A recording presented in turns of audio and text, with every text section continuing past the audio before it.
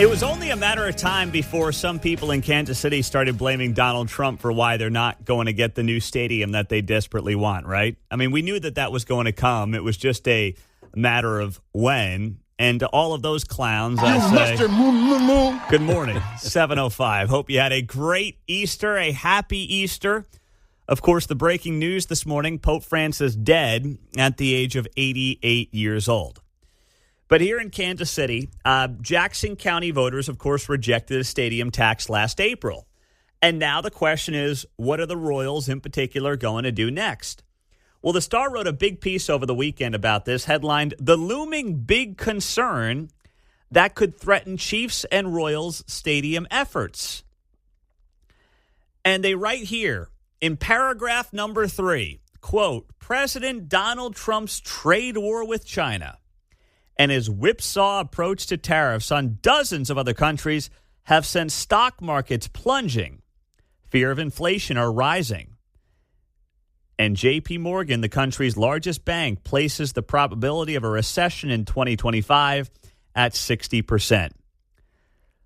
Did they ever refer to the stock markets in 2022 and 3 as plunging?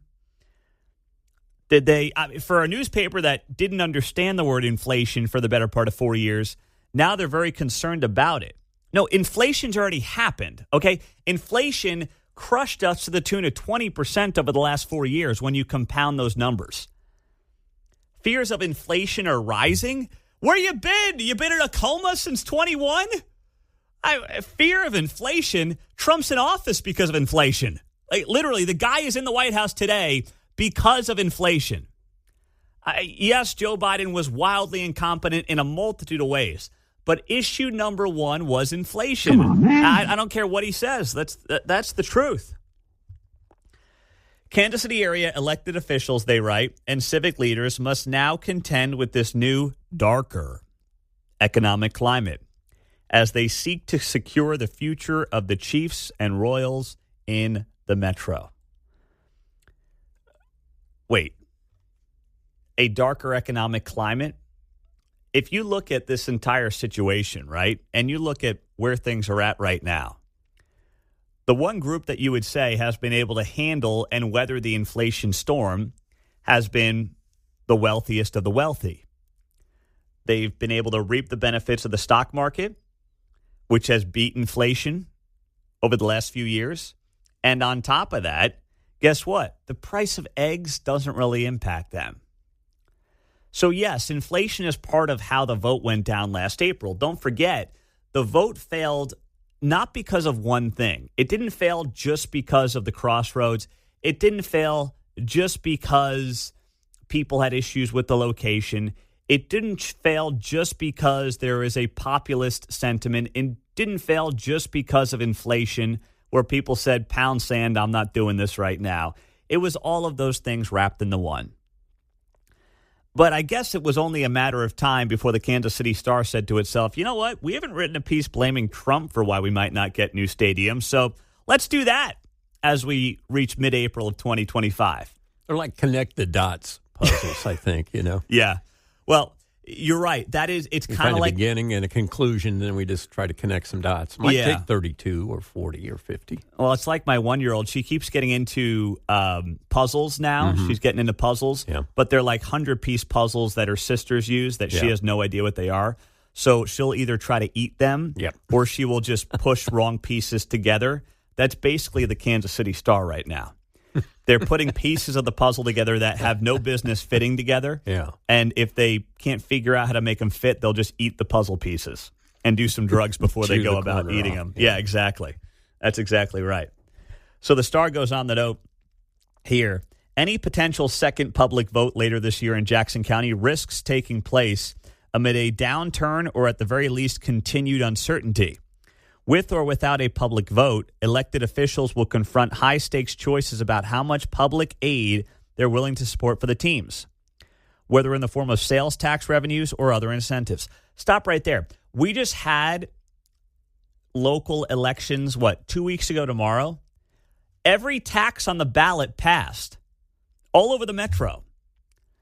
You had the school tax pass for Kansas City public schools. People voted to raise their property taxes an average of $200 a year for decades-long failures in the Kansas City public schools. You had a public safety tax pass up in Liberty. I think Platte County passed a tax. I mean, taxes passed all over Missouri 2 weeks ago tomorrow. So if you think that the Royals or Chiefs tax, whatever it looks like when the time comes, won't pass because people are concerned about the current economic climate, what's your evidence besides Orange Man bad, and let's figure out how to blame Trump for not having new stadiums? I know you were talking about the region and the surrounds there, but right in Kansas City, too. Yes. The school and the public safety. So, yes. Not an aversion to just taxes in general. People love apparently taxing themselves, and they'll do it for what they think is the right deal. But this was like a headline story for the Star, and I'm sitting here and I'm saying to myself, I know we're all trying to look for a new angle here, but this is beyond bizarre. They had any potential second public vote amid a downturn will potentially impact a sales tax vote in Jackson County in particular. The Star interviewed a dozen elected officials, civic leaders, economists, academics, and others this week about what a recession would mean for efforts to build a new stadium for one or both teams. Most agreed an economic downturn would make another public vote more difficult, but they were divided on whether it would pose an insurmountable obstacle to winning over a majority of voters. So basically, they don't know. Wow, that's the conclusion of the piece. We're trying to blame Trump. We asked some so-called experts, but there was no obvious conclusion. So we'll just blame Trump. Now, the beauty of this story is when you hold it up to a mirror, you get Trump backs stadium plans for billionaire friends in Kansas City. Right? Yes. It would be the yes. That's exactly what it would be, right? Trump behind Clark Hunt's $1 billion. Clark Hunt's buddy, Donald Trump, helps him build new stadium the public can't afford. Which one is it, guys? Pick your lane here, okay? In spite of Taylor's protest.